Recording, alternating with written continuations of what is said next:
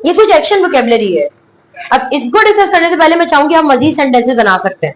बहुत आसान सा फॉर्मेट है कि सब्जेक्ट के बाद डायरेक्टली वर्ब की सेकंड फॉर्म आएगी एंड देन ऑब्जेक्ट आ जाएगा।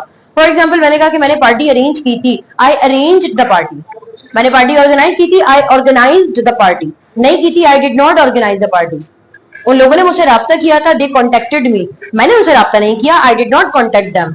तो मुझे ये बात समझ आ रही है कि सब्जेक्ट के बाद डायरेक्टली वर्ब की सेकंड फॉर्म आ जाने से मैं पास्ट सीरीज में एंटर हो जाती हूँ और नेगेटिव बनाने के लिए यहाँ पे सिर्फ डिड नॉट का इस्तेमाल करना होता है। यहाँ कुछ एक्शन वोकेबलरी है, मैं चाहूंगी जरा आप इनको भी डिस्कस कर लें। परफॉर्म एब्ल्यूशन का मतलब होता है वजू करना। पास्ट में यहाँ पर परफॉर्म्ड हो जाएगा, एब्ल्यूशन अपनी जगह ही रहेगा। चकमा देना, किसी को धोखा देना, किसी से फरार इख्तियार कर लेना, डॉज कहलाता है, डॉज। क्रिएट फैंटेसी का मतलब होता है किसी को सब्ज बाग दिखाना, यानी किसी से झूठ झूठ बोलकर उसे तसल्ली देना या आश्रय में रखना।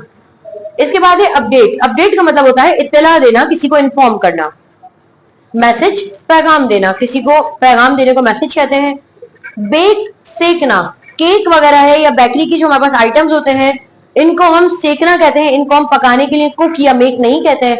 फॉर एग्जाम्पल मैंने केक बनाया था, बनाना उर्दू में आ रहा है लेकिन सिंपल सी बात है केक वगैरह के लिए बेक का लफ्ज होता है, तो इसीलिए हम कहते हैं आई bake the cake.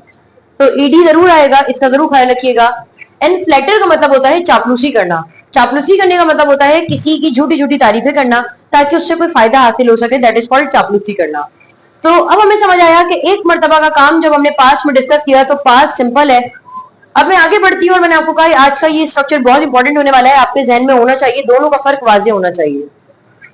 Used to, used to का मतलब होता है कि कोई काम मैं किया करती थी। यहां पर मतलब है कि मैंने कोई काम किया था, यहां पर मतलब है कि मैं कोई काम किया करती थी, इस बात का ख्याल रखिएगा। सब्जेक्ट के बाद यूज्ड टू आ रहा है तो जब भी मेरे पास याद रखिएगा इंग्लिश में टू आता है इसके बाद ऑटोमेटिकली मेरे पास वर्ब की फर्स्ट फॉर्म आती है, देन ऑब्जेक्ट। चाहे आप पास्ट भी हैं तब भी टू के बाद वर्ब की फर्स्ट फॉर्म ही आएगी। जब आपने नेगेटिव बनाना है तो वही डिड का इस्तेमाल हम करेंगे, लेकिन डिड के इस्तेमाल के साथ यूज्ड मेरे पास यूज में कन्वर्ट हो जाता है, देन वर्ब की फर्स्ट फॉर्म एंड ऑब्जेक्ट। अगर मैं सवाल पूछूंगी तो डिड पहले आएगा, subject then used to then verb की फर्स्ट फॉर्म एंड ऑब्जेक्ट। कुछ भी नहीं करना है, सब्जेक्ट के बाद यूज्ड टू आएगा, यूज्ड टू के बाद वर्ब की फर्स्ट फॉर्म आएगी एंड देन मेरे पास ऑब्जेक्ट आएगा। अब हम डिस्कस करते हैं, they used to discuss the matter. वो लोग, मैटर कहते हैं मामले को, वो लोग अपना मामला डिस्कस किया करते थे। They used to discuss the matter, मैंने कहा वो लोग अपना मामला डिस्कस नहीं किया करते थे। They did not use to discuss the matter, क्या वो अपना मामला डिस्कस किया करते थे? Did they use to discuss the matter, क्या वो लोग अपना मामला डिस्कस किया करते थे? We use to be regular in class, यहां पर तवज्जो रखिएगा, यूज टू के बाद मैंने रेगुलर नहीं लगाया। रेगुलर का मतलब होता है पाबंद, पाबंद मेरा एक्शन वर्ब नहीं है।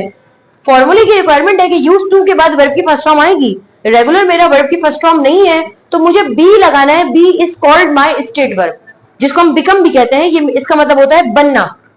We use to be regular in class, हम लोग क्लास में रेगुलर हुआ करते थे, हम लोग क्लास में रेगुलर नहीं हुआ करते थे। We did not use to be regular in class, क्या हम क्लास में रेगुलर हुआ करते थे? Did we use to be regular in class? मैं पाबंद हुआ करती थी, मैं वक्त की पाबंद हुआ करती थी।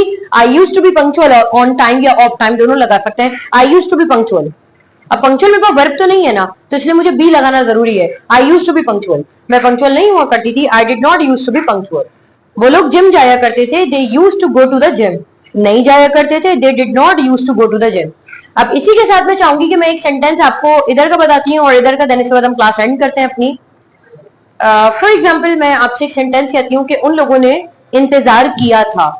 अब किया था, मुझे एक ही बात समझ आ गई, किया था एक ही बार की बात है तो मैंने लगा देना है दे वेटेड। वो लोग इंतजार किया करते थे, दे यूज्ड टू वेट। तो आई होप आपको दोनों के दरमियान फर्क समझ आया होगा। अगर आपका कोई भी सवाल है आप कमेंट सेक्शन में पूछ सकते हैं, और लेकिन सवाल जाहिर है कोई लॉजिक वाला होना चाहिए। और इसके साथ ही मुझे इजाजत दीजिए, आपसे दोबारा मुलाकात होगी एक नई वीडियो में। अपना बहुत ख्याल रखिएगा, तब तक के लिए अल्लाह।